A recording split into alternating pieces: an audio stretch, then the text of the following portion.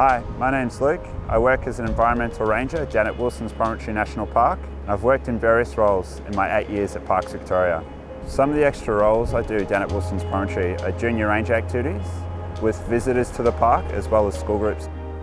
I help out the Managing Country Together Directorate protect some of our cultural values within our parks estate, as well as I'm a drone operator, so I get to help do park management using a drone.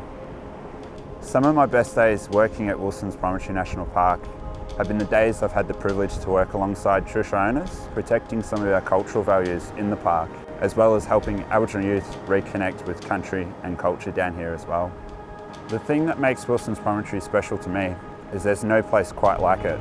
We've got the mountains sitting hundreds of metres above the ocean. Visitors who come far and wide talk about an energy at this place. I've been to several parks within Victoria. Each are uniquely beautiful in their own way, but the Prom just continues to captivate me. My hopes for the future of Wilsons Promontory is for all visitors to understand our shared responsibility for taking care of our natural places, as well as strengthen our partnerships with our traditional owners and support their aspirations for country. I'm into nature because there's nothing more perfect or appropriate for my health and well-being, and also my connection to country here as well.